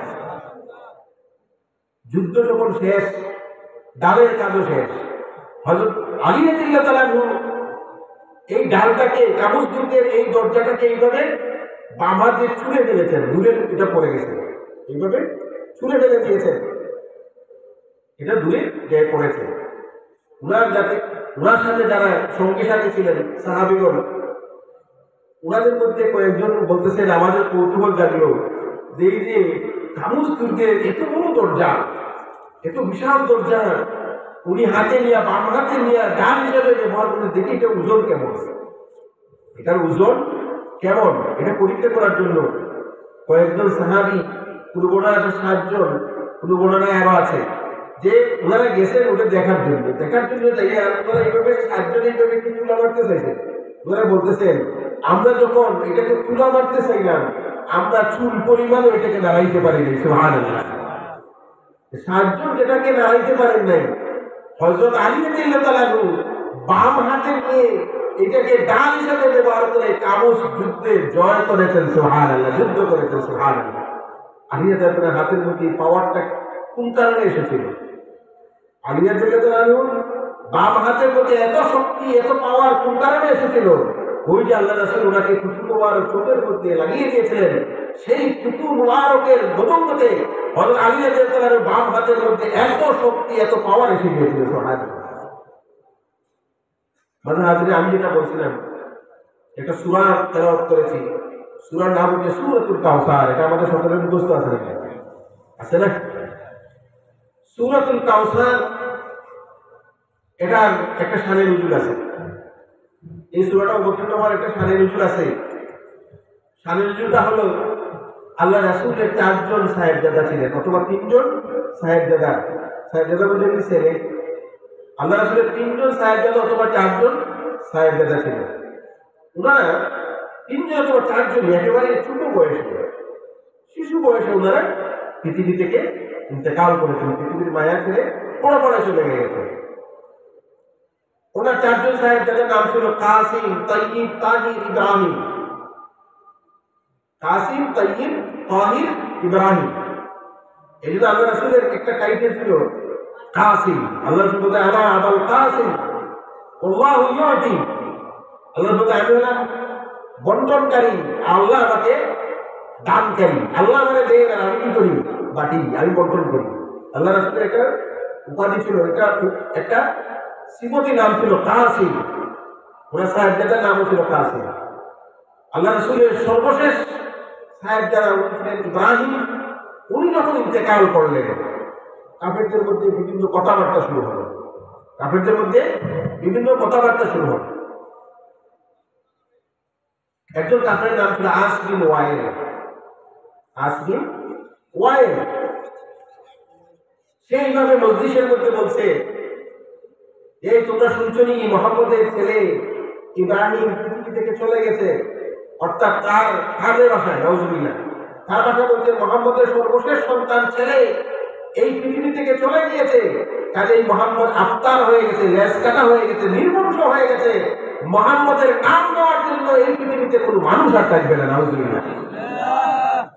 তার এই কথা যখন সে বলছে, আশেপাশে তার সামনে যারা কাফেররা ছিল তাদের ভালো লাগছে না খারাপ লাগছে? এই কথাটা তাদের ভালো লাগছে না খারাপ লাগছে? ভালো লেগেছে। সে তাদেরকে আশ্বাস বাণী শুনিয়েছে যে মুহাম্মদের ছেলে পৃথিবী থেকে বিদায় নিয়েছেন, মুহাম্মদ নির্বংশ হয়ে গেছে, আর মুহাম্মদ মারা গেলে তার নাম নেওয়ার জন্য এই পৃথিবীতে কোনো মানুষ আর থাকবে না। তাদের এটা ভালো লেগেছে, কিন্তু আল্লাহ রাব্বুল আলামিনের সেটা ভালো লাগেনি। আল্লাহ রাব্বুল আলামিন সাথে সাথে জিবরিল আমিনকে আল্লাহর হাবিবের কাছে পাঠিয়ে দিয়ে আল্লাহ সূরাতুল কাউসার নাযিল করে বলছেন, ইন্না আ'তাইনাকাল কাউসার। হে নবী, নিশ্চয় নিশ্চয় হে নবী, আমি আপনাকে কাউসার দান করেছি। নিশ্চয় হে নবী, আমি আপনাকে কাউসার দিয়েছি। ফাসাল্লি লিরাব্বিকা ওয়ানহার। হে নবী, আপনাকে যে এই নিয়ামতপূর্ণ কাউসার দিয়েছি, আপনাকে যে এই বরকতপূর্ণ কাউসার দিয়েছি, এই নিয়ামত হিসাবে, এই নিয়ামতের শুকরিয়া হিসাবে আমি আল্লাহর জন্য আপনি নামাজ পড়ুন, কুরবানি করুন। সুবহানাল্লাহ। আর শেষে বলছে ইন্না শানিয়াকা ওয়াল আবতার। নিশ্চয় হে নবী, যারা আপনার বিরোধিতা করে, যারা আপনার প্রতি বিদ্বেষ পোষণ করে, যারা আপনাকে বলে নির্বংশ, তারাই হইল নির্বংশ। সুবহানাল্লাহ। আল্লাহ বলছেন যারা আপনাকে নির্বংশ বলছে, এই আসিফটা ওয়াইল আপনাকে নির্বংশ বলছে, সে হইল নির্বংশ। এখন কাউসারের লম্বা ব্যাখ্যা আছে, আমি শেষের অংশটা বলি। প্রথমের 2 আয়াতের কিছু কিছু বলবো যদি সময় থাকে, শেষের অংশটা বলি। আসিফটা ওয়াইল আল্লাহ রাসূলকে বলেছে আফতার। আফতার আরবি শব্দ, বাংলায় এটার অর্থ হলো, আরবরা আফতার বলতো, বাংলা অর্থ হলো লেজ কাটা, লেঙ্গুর কাটা। আর আরবরা এই আফতার শব্দটা ব্যবহার করতো যার ছেলে সন্তান দুনিয়ায় বাঁচে না, আর ছেলে সন্তান না বাঁচার কারণে তার বংশধারা থাকে না, এদের ক্ষেত্রে আরবরা আফতার শব্দ ব্যবহার করে। কথাটা বুঝেছেন? যার ছেলে সন্তান বাঁচে না, আর ছেলে সন্তান না বাঁচার কারণে তার বংশধারাও থাকে না। আমরা বলি না আমার বাড়তি জ্বালাই তো, মেয়ে 3টা হইলে ছেলের জন্য মানুষের আকাঙ্ক্ষা থাকে, বলে আমার মনে হয় আমার বাচ্চা লাগতো, আমার একটা ছেলে দরকার, মানে বলে কিনা কথাটা কিন্তু সত্যি। কারণ মেয়ে দ্বারা আমাদের বংশ পৃথিবীতে থাকে না, ছেলের দ্বারা পৃথিবীতে বংশ থাকে।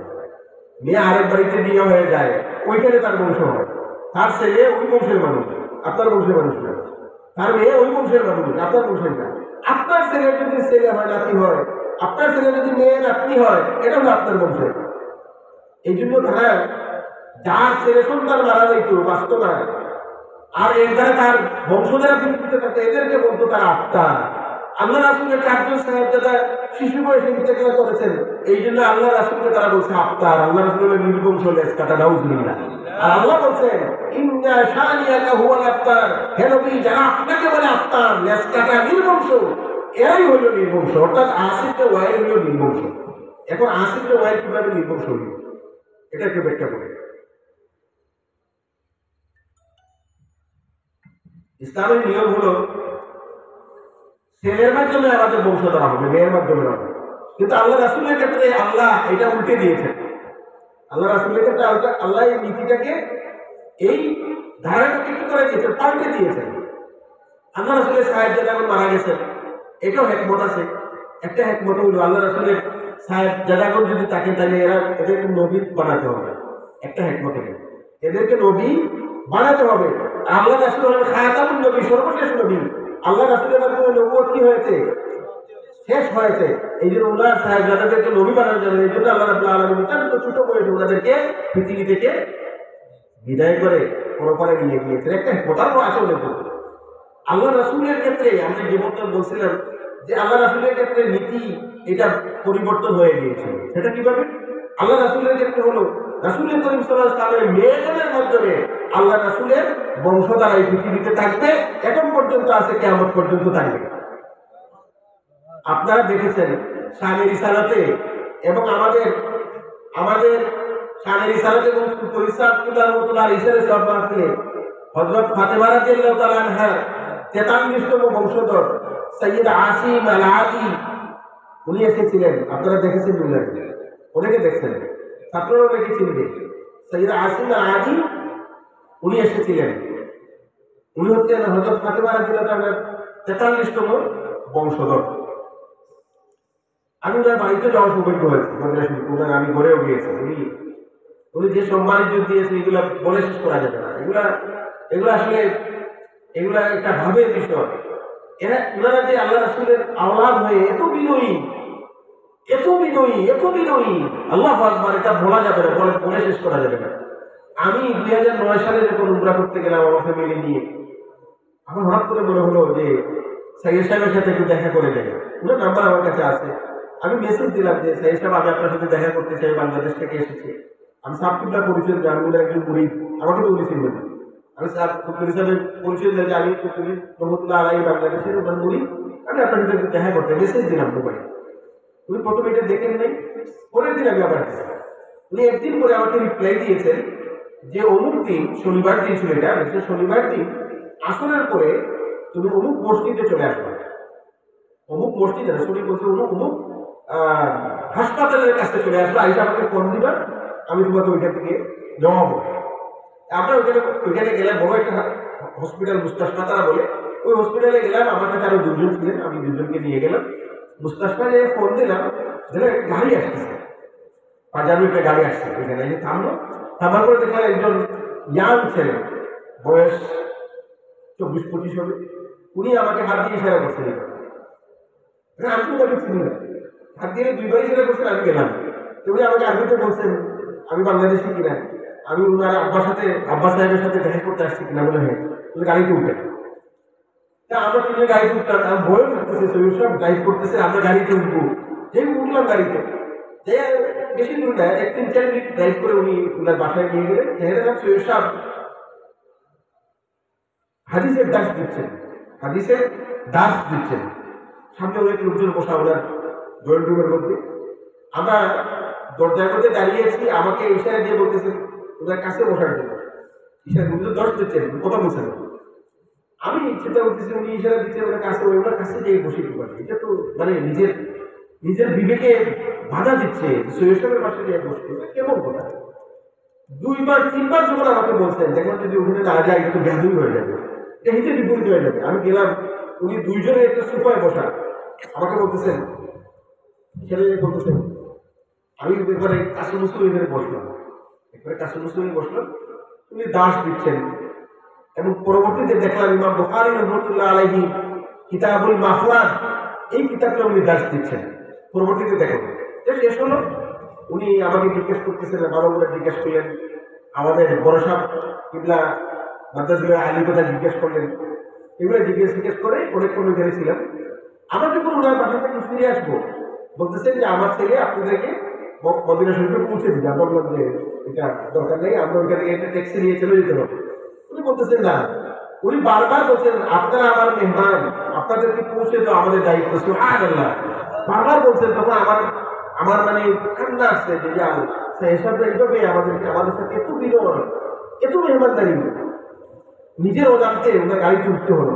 ওনার সাহেবজাদা আমাদেরকে মদিনা শরীফের মসজিদের নববীর পাশে নিয়ে এসেছে। আমরা বলছি যে সাইদ আপনারা এখানে রাইখা দেন, আমরা হাইটে চলে যাবো। বলতেছেন না, একেবারে ওই গেটের কাছে নিয়ে আপনাদেরকে দিয়ে দেবো। ওই গেটের পাশে উনি নিয়ে তারপরে আমাদেরকে এখানে নামাইয়া বাড়িতে গেলেন। এত বিনয় এলে এরা হচ্ছে আল্লাহ রাসূলের সন্তান। সুবহানাল্লাহ, আল্লাহ রাসূলের জন্য আল্লাহ রাব্বুল আলামিন বিধান পাল্টে দিলেন কিভাবে? আল্লাহ বলছেন যে আল্লাহর রাসূলের বংশ দ্বারা এই পৃথিবীতে থাকবে ওনার মেয়েগুলোর মাধ্যমে, অর্থাৎ হযরত ফাতেমাতুল জোহরা রাদিয়াল্লাহু তাআলা আনহার মাধ্যমে। সুবহানাল্লাহ, ওরা দুইজন সাহেবজাদা হাসান হুসাইন রাদিয়াল্লাহু তাআলা ওনাদের বংশ ওরা এখনো আছেন, পৃথিবীতে কিয়ামত পর্যন্ত থাকবে। আর আমরা যারা আল্লাহ রাসূলের উম্মত, আমরা হলাম আল্লাহ রাসূলের রূহানি সন্তান। সুবহানাল্লাহ, এখন আপনারা বলবেন আমরা রূহানি সন্তান কিভাবে? কোরআনের মধ্যে আছে, আল্লাহ বলছেন যে আল্লাহ কোরআন শরীফের মধ্যে বলছেন আন-নাবিয়্যু আওলা বিল মুমিনিনা বিআনফুসিহিম ওয়া আযওয়াজুহু উম্মাহাতুহুম। আল্লাহ কোরআন শরীফের মধ্যে বলছেন আমার নবী মুমিনদের জন্য তার অন্তরের থেকে আরো নিকটে, আর আমার নবীর স্ত্রীরা হচ্ছেন আমার উম্মতের জন্য মাতা। সুবহানাল্লাহ, আল্লাহ বলছেন আমার নবী তার উম্মতের অন্তরের থেকে মুমিনদের জন্য একেবারে অন্তরাত্মার কাছে আছে, আর আমার নবীর উম্মত আর আমার নবীর স্ত্রীগণ তার উম্মতের জন্য কি মা। কথাটা বুঝেন? এটা এখানে হাদিসের দিকেও দেখেন, সম্ভবত সূরা কোন সূরাটা হাদিসের দিকেও দেখেন, মা কানা মুহাম্মাদুন আবা আহাদিন মিন রিজালিকুম, এই সূরার মধ্যে, সূরা আহজাবের মধ্যে আছে। সূরা আহজাবের মধ্যে এই আয়াতটা আছে, আন-নাবিয়্যু আওলা বিল মুমিনিনা মিন আনফুসিহিম ওয়া আযওয়াজুহুম উম্মাহাতুহুম। আল্লাহ বলেন যে নবীর স্ত্রীগণ উম্মতের কি মা। নবীর স্ত্রীগণ যদি উম্মতের মা হন, তাহলে নবী আমাদের কি বাবা। নবী আমাদের কি বাবা। সে বাবার পিতা কি রুহানি বাবা, রুহানি পিতা। আমাদের বাবা আমাদের হলেন কি জিসমানি পিতা, আর আমাদের নবী হলেন আমাদের রুহানি পিতা। দেখেন আমরা যেহেতু নবীর রুহানি সন্তান, একদিকে হযরত ফাতেমাতুজ জোহরা রাদিয়াল্লাহু তাআলা আনহার সন্তানদের মাধ্যমে আল্লাহ রাসূলের বংশ দ্বারা কিয়ামত পর্যন্ত থাকবে, আর আমরা উম্মতে মুহাম্মদীরা কিয়ামত পর্যন্ত থেকে আল্লাহ রাসূলের রূহানি সন্তান হিসেবে আমরা বেঁচে থাকবো এবং আল্লাহ রাসূলের উম্মত হব আমরা। সুবহানাল্লাহ। এখন আসিফে ওয়াইল নির্বংশ হইল কিভাবে? আসিফে ওয়াইলের দুইটা সন্তান ছিল, দুইটা ছেলে ছিল। একজনের নাম ছিল আহমদ। এই দুইজন ছেলে আসিফে ওয়াইলের বিপর্যয় মুসলমান হয়ে গিয়েছে। সুবহানাল্লাহ, কথাটা শুনবেন। আসিফে ওয়াইলের বিপর্যয় জীবিত থাকতে তার দুইটা ছেলে মুসলমান হয়ে গেছে। শরীয়তের বিধান হলো বাবা যদি কাফের হন, ছেলে মুসলমান হয়, বাবার সাথে ছেলে কি হয়ে যায়? শরীয়তের সম্পর্ক কাটা হয়ে যায়, সম্পর্ক ছেদ হয়ে যায়। বাবা বা মা মেয়ে ছেলে মেয়ে যাই হোক না, ছেলে মেয়ে যারা মুসলমান হবে, মা বাবা যদি কাফের হয় তাদের সাথে শরীয়তের সম্পর্ক কাটা হয়ে যায়, বিচ্ছিন্ন হয়ে যায়। বাবার সম্পত্তিতে ছেলে উত্তরাধিকার হতে পারবে না, মেয়ে উত্তরাধিকার হতে পারবে না। আর ছেলে বা মেয়ে সম্পর্কিত মা বাবা উত্তরাধিকার হতে পারবে না। কিন্তু মা বাবা কাফের হলেও ছেলে সন্তানদের জন্য এটা ওয়াজিব মা বাবার ভরণ পোষণ করা, মা বাবার প্রতি সদাচরণ করা। এটা কোরআন বলে দিয়েছে, হাদিস বলে দিয়েছে। সুবহানাল্লাহ। আসিফে ওয়াইলের দুইটা ছেলে যখন মুসলমান হয়ে গেল, তার সাথে সম্পর্ক, শরীয়তের সম্পর্ক কাটাপ হয়ে গেল। সে আর তাদের বাবার হইল না, আল্লাহ রাসূল হয়ে গেলেন তাদের রূহানী পিতা। তাদের যত সন্তান এ পর্যন্ত পৃথিবীতে পর্যায়ক্রমে আছে, বংশ পরম্পরায় আছে, তারা সকলে আল্লাহ রাসূলের রূহানী সন্তান। আসিফে ওয়াইলের সন্তান নয়। আসিফে ওয়াইল নির্বংশ হয়ে গেছে, সে কি হয়ে গেছে? লেজ কাটা হয়ে গেছে। সুবহানাল্লাহ। আল্লাহ যেটা বলছেন এটা কি ব্যতিক্রম হয়? ব্যতিক্রম হয় না। আল্লাহ বলছেন আসিফ ওয়াইল নির্বংশ। আমার নবীকে যারা নির্বংশ বলছে তারাই হলো নির্বংশ। এই জন্য আসিফ ওয়াইলের দুইটা ছেলে মুসলমান হওয়ার কারণে এদের সন্তানাদিরা ওই সময় থেকে এখন পর্যন্ত আছে, কেমন পর্যন্ত থাকবে। এরা হলো আল্লাহ রাসূলের রূহানী সন্তান। আর আসিফ ওয়াইলের কোনো সন্তান নাই এই পৃথিবীতে। আসিফ ওয়াইলের নামও কেউ নিত না। সেটা বলছে আল্লাহ রাসূলের নাম দেওয়ার মতো কোনো মানুষ থাকবে না। এখন পৃথিবীতে 7 কোটি মানুষ আছে। পৃথিবীতে কয় কোটি মানুষ আছে? 7 কোটি মানুষ। এর মধ্যে 190 কোটি হলো মুসলমান। 190 কোটি মুসলমান। এই মুসলমানরা আল্লাহ রাসূলের নাম নেই কিনা? আল্লাহ রাসূলের নাম নেই কিনা? নেই। মুয়াজ্জিন সাহেব যখন আযান দেন 5 বার আল্লাহ রাসূলের নাম আসেনি? আশহাদু আন্না মুহাম্মাদার রাসূলুল্লাহ আসেনি? আমরা যখন নামাজ পড়ি আত্তাহিয়াতুর মধ্যে আল্লাহ রাসূলের নাম আসেনি? দুরূদ শরীফ যখন পড়ি আল্লাহ রাসূলের নাম আসেনি? আছে কিনা? আসেনি? আমাদের মাদ্রাসায় যখন হাদিস পড়া হয় তারা রাসূলুল্লাহ সাল্লাল্লাহু আলাইহি ওয়াসাল্লাম বলা, আল্লাহ রাসূলের নাম নেওয়া হয়।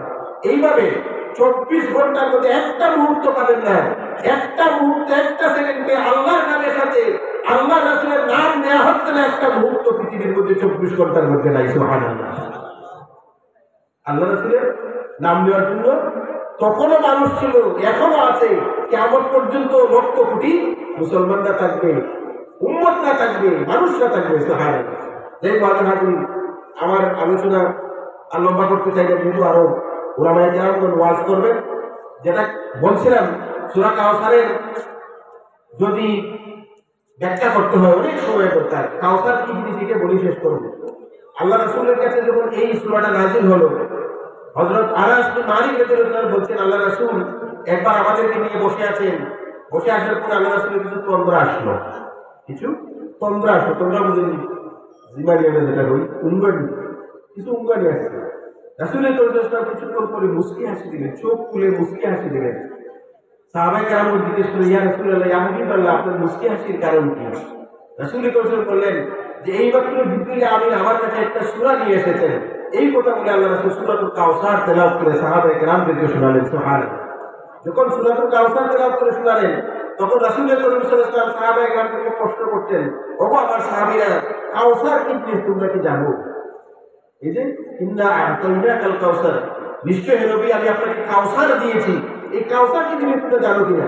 সাহাবায়ে কেরাম বললেন, ইয়া রাসূলুল্লাহ, ইয়া হাবিবাল্লাহ, আল্লাহ এবং আল্লাহর রাসূল ভালো জানেন। তখন আল্লাহ রাসূল বলছিলেন এটা হচ্ছে বেহেশতের একটা ঝর্ণা। এটা হচ্ছে বেহেশতের ঝর্ণা সমূহ হইতে একটা ঝর্ণা। কাল কিয়ামতের ময়দানে আল্লাহ রাব্বুল আলামিন এই ঝর্ণা আমাকে দান করবেন। এই ঝর্ণার যে পান পাত্র, এই ঝর্ণা থেকে পানি খাওয়ার যে পাত্র, এইগুলো আকাশের তারকার সমপর্যায়ের। আকাশের তারকা যত আছে এত পেয়ালা থাকবে এই হাউজে কাউসার থেকে পানি পান করার জন্য। কাল কিয়ামতের ময়দানে এই হাউজে কাউসারের পাশে আমার উম্মতরা যাবে, পানি পান করবে। আমি দেখবো কিছু উম্মতদেরকে ফেরেশতারা এই হাউজে কাউসারে যাওয়ার জন্য বাধা দিচ্ছে। আমি আল্লাহকে বলবো, আল্লাহ এরা তো আমার উম্মত, এদেরকে কেন হাউজে কাউসারের পাশে যাওয়ার জন্য বাধা দেওয়া হচ্ছে? আল্লাহ রাব্বুল আলামিন বললেন, ওগো নবী, আপনি জানেন না, আপনি দুনিয়া থেকে আসার পরে এরা পথভ্রান্ত হয়ে গিয়েছিল, এরা বিভ্রান্ত হয়ে গিয়েছিল, এই জন্য এদেরকে হাউজে কাউসারের পাশে যেতে দেওয়া হচ্ছে না। সুবহানাল্লাহ। তাহলে বোঝা গেল দুনিয়াতে যারা উম্মতরা আল্লাহর রাসূলের উম্মত হিসেবে থাকবে না, অর্থাৎ ইহদিনাস সিরাতাল মুস্তাকিমের উপর থাকবে না, এরা হাউজে কাউসারের পাশেও যেতে পারবে না। পান করা তো দূরের কথা, পানি হাউজে কাউসারের ধারেও যেতে পারবে না। আমরা যারা মুমিন মুসলমান দাবি করি, আমরা যারা আল্লাহ রাসূলের আদেশ নিষেধ মানি, আল্লাহর আদেশ নিষেধ মানি, খাঁটি মুমিন মুসলমান, কাল কিয়ামতের ময়দানে ওই হাউজে কাউসার থেকে আল্লাহ রাব্বুল আলামিনের হাবিব মুহাম্মদ রাসূলুল্লাহ সাল্লাল্লাহু আলাইহি ওয়াসাল্লাম নিজ হাতে আমাদেরকে পানি পান করাবেন। হাদিসের মধ্যে এসেছে একবার যখন কেউ এই পানি পান করবে আর যতদিন থাকবে জান্নাতের মধ্যে ততদিন আর তৃষ্ণা হবে। আর লম্বা হাদিস আছে, আমি সেদিকে যাবো না। আল্লাহ রাব্বুল আলামিন আমাদেরকে যাতে নবী করিম সাল্লাল্লাহু আলাইহি সাল্লামের রুহানি সন্তান হিসাবে, সত্যিকারের রুহানি সন্তান হিসাবে, সত্যিকারের উম্মত হিসাবে এই দুনিয়ায় বেঁচে থাকার তৌফিক দান করে সবাই আমিন। ওয়া আখিরু দাওয়ানা আলহামদুলিল্লাহি রাব্বিল আলামিন। সাল্লাল্লাহু আলাইহি সাল্লাম মাওলানা মুহাম্মদ ওয়া আলা আলিহি ওয়া আসহাবিহি ওয়া বারিক ওয়া সাল্লিম। সুবহানাল্লাহি ওয়া বিহামদিহি সুবহানাল্লাহিল আযীম। সুবহানাল্লাহি ওয়া বিহামদিহি সুবহানাল্লাহিল আযীম। আস্তাগফিরুল্লাহ ইন্নাল্লাহা গফুরুর রহিম। আস্তাগফিরুল্লাহ রাব্বি মিন কুল্লি যামবিন ওয়া আতুবু ইলাইহি। লা হাওলা ওয়া লা কুওয়াতা ইল্লা বিল্লাহিল আলিয়্যিল আযীম। আল্লাহুম্মা আমিন। اللهم أنت ربي لا إله إلا أنت خلقتني وأنا عبدك وأنا على عهدك ووعدك ما استطعت. أعوذ بك من شر ما صنعت وأبوء لك بنعمتك علي أبوء بذنبي فاغفر لي فإنه لا يغفر الذنوب إلا أنت. اللهم ربنا لا تقتلنا بغضبك ولا تهلكنا بعذابك وعافنا قبل ذلك. اللهم ربنا ولإخواننا الذين سبقونا بالإيمان ولا تجعل في قلوبنا غلا للذين آمنوا ربنا إنك رؤوف رحيم. ربنا فاغفر لنا ذنوبنا وذنوب والدينا وارحمهما كما ربياني صغيرا. يا الله رب العالمين আজকের এই মুবারক মাহফিলকে তুমি কবুল আর মঞ্জুর করে নাও। আল্লাহ এই মাহফিলের প্রথম থেকে নিয়ে শেষ পর্যন্ত তুমি নজর ফরমাও। ইয়া আল্লাহ রাব্বুল আলামিন এই মাহফিলের উসিলা নিয়ে তোমার শাহী দরবার ও বিকারী শাহাদাত পাত্র আল্লাহ আমাদেরকে তুমি মাফ করে দাও। ইয়া আল্লাহ রাব্বুল আলামিন যতদিন হায়াত এই দুনিয়ায় বাকি রাখবেন মকবুল গোলামের মাঝে আমাদেরকে ফাটাফাট তুমি তৌফিক দিও। আল্লাহ আমাদের আদরের মা বাবাকে মাফ করে দিন। ইয়া আল্লাহ রাব্বুল আলামিন আমাদের যাদের মা বাবা অন্ধকার কবরে তাদের কবরকে বেহেশতের বাগিচা বানিয়ে দিন। ইয়া আল্লাহ রাব্বুল আলামিন এই মাহফিলে যারা দান সদকা করেছেন তামামের দান সদকাকে তুমি কবুল করে নাও। এর ওসিলায় দিন দুনিয়াকে উজালা করে দাও। ইয়া আল্লাহ তালাশের ময়দানে যখন কোনো ওসিলা থাকবে না এই নেক মাহফিলকে আমাদের নাজাতের ওসিলা বানিয়ে দিও। ইয়া আল্লাহ ইয়া আল্লাহ আমাদের আওলাদদেরকে নেক আওলাদ হিসাবে কবুল করে নাও। ইয়া আল্লাহ আমাদের মধ্যে যারা অসুস্থ আছেন তাদেরকে সুস্থতা দিয়ে পরিবর্তন করে দাও। আল্লাহ আমার পাশের ভাই পুরার ছেলের জন্য দোয়া চেয়েছেন অসুস্থ। আল্লাহ তোমার বান্দাকে আরো যত ভাইরা চেয়েছেন সমস্ত অসুস্থ ভাইদেরকে তোমার দারুস শেফা থেকে শেফায়ে আজিলা কামিলা নসিব করে দাও।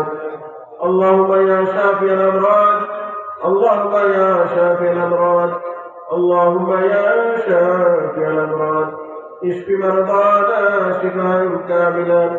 ইয়া আল্লাহ রাব্বুল আলামিন কাল কিয়ামতের ময়দানে আমাদেরকে নবী করিম সাল্লাল্লাহু আলাইহি সাল্লামের শাফাআত নসিব করে দিও। আল্লাহ তোমার হাবিবের হাত মুবারক দিয়ে আমাদেরকে হাউজে কাউসারের পানি পান করে দিও। ইয়া আল্লাহ اللهم ربنا آتنا في الدنيا حسنة وفي الآخرة حسنة وقنا عذاب النار. بفضل سبحان ربك رب العزة عما يصفون وسلام على المرسلين والحمد لله رب العالمين. السلام عليكم. আলহামদুলিল্লাহ, অত্যন্ত গুরুত্বপূর্ণ